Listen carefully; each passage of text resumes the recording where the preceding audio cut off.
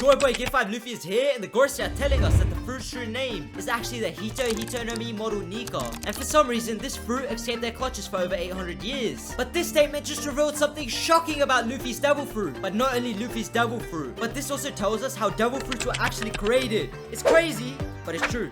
But before we continue, I normally don't do the thing where I ask people to subscribe, but I've been told you'll unlock some cool community stuff when you reach 500 subscribers. So if you haven't subscribed, be sure to hit that sub button and join the realist movement in the West. So Luffy is awakened, can't stop laughing, and seems is completely healed from his last battle with Kaido. And it was said by the Gandhi Gorosei that one fruit they could never seize since the Void Century was actually Luffy's fruit, the legendary mythical Zoan, the Hito no Mi Moru Nika. And by the way, I called the exact devil fruit name in my last video. Right there, Hito Moru Nika. And that also means you should trust what I'm about to say in this video. Okay, take what I'm saying with a grain of salt, since I am a bit high right now, but like, you should trust what I'm saying. But anyways, how did you know, Real Raven? Well, first off, I theorized that Blackbeard's third fruit would be the Hito no Mi Moru Devil, which the theory is seeming pretty good right now. And also, well, most of it was explained in that previous video, but some of the truth is hidden in Smile. Or rather, Smiley. Do you remember Smiley? Do you remember how it was created? Because after reading 1044 and then reading this, I had an epiphany. Smiley was created by compressing gas that was spread around Punk Hazard and using Vegapunk's process of Zoan Devil Fruit animation to bring it to life. Smiley consumed the Sarasara no Mi Moru Axolotl, a Zoan type Devil Fruit which allowed it to take the form of an axolotl. And this is also what gave Smiley life and sentience. But Real Raymond, how does this relate to what the Gorosei said about Luffy's devil fruit not being able to be captured? The first time reading this panel, possibly like you, I thought that the Gorosei saying the fruit could not be captured in any era was simply a coincidence, or maybe just fate.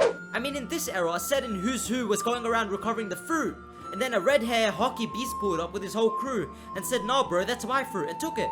Maybe some events similar to this happened in every era. However, I don't think this is the case. I think the real reason the fruit could not be recovered goes back to what the blonde Gorosei said. Well, it does make sense, since we know that Zoan fruits have a mind of their own. You could say this dude was just being sarcastic. But do the Gorosei look like they just play around? Wait, hold up. Are you saying this is like Toy Story? The devil fruits start moving on their own, but no one is watching? Well, not exactly like this. But I think the Gorosei are saying that Zoan fruits are in themselves, actually sentient or conscious. But for this explanation, I need to go way back to the origin of devil fruits. And if you trust my 100% theory success rate, you'll know the truth like me.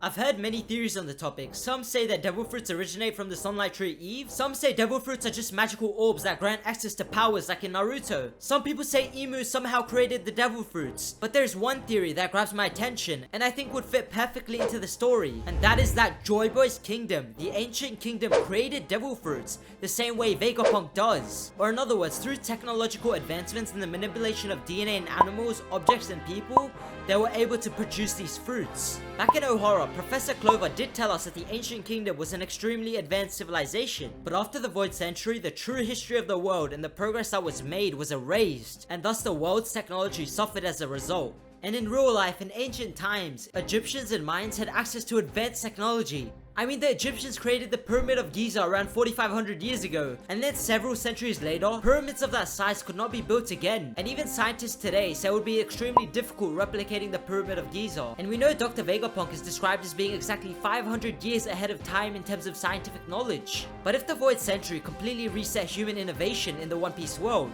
wouldn't that mean that the ancient kingdom was at least 300 to 400 years more advanced than Vegapunk himself, who by the way was the man that was able to successfully create a clone of the mythical Zoan Ua no Mi. Okay, I never know how to say this. Is it Oi? I don't know. But Kaido's fruit was replicated by someone not even close to advanced as the ancient kingdom in terms of technology. So imagine what they could do. I'll tell you what I think they did.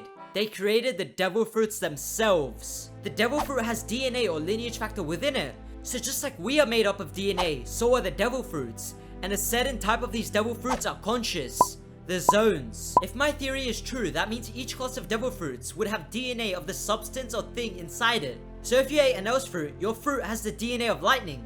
But of course lightning is not conscious. But let's say you ate the mythical Zoan Hito no Mi Moru Nika, you got the DNA of the sun god Nika inside you. So now if we go back to why Luffy's devil fruit could escape the world government for so long, a normal Logia or Paramecia fruit would have the DNA of the elements that make up that fruit. So Akainu's fruit would have the DNA of magma, Kizaru's fruit would have the DNA of light, and so on. But these fruits cannot act on their own, since the DNA of the devil fruit is not a sentient being. And now, I think you know where I'm going with this. When Zoans or mythical Zoans are reincarnated within a fruit, the devil fruit is sentient and may be able to transfer to other fruits on its own. It sounds crazy, but it may be true. So as an example, let's say 600 years ago, this Gandhi Gorosei was a young chap trying to capture the Nika fruit, but the actual soul of the Nika fruit could switch to a different fruit at will. So on its own, it was able to escape the world government. And we know the world government have a monopoly on Logia fruits, since they are the easiest to farm and reproduce. Once in control of these Logias, by my theory,